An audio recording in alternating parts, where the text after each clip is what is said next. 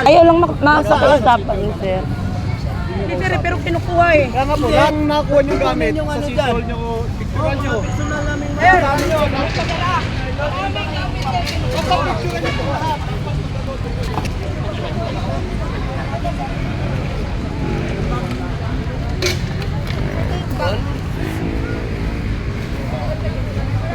Ate, ito, te. Itabi mo, te. Ate.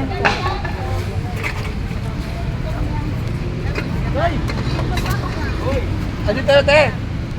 Dito yan.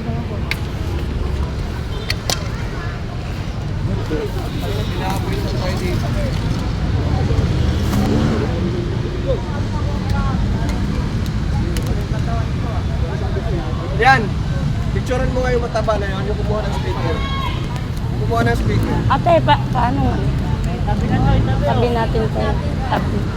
Gilid natin to. Yan. Picturean mo nga yung mataba. Yung mataba, yung kumuha ng speaker. Tabi yan, kuya. Yan.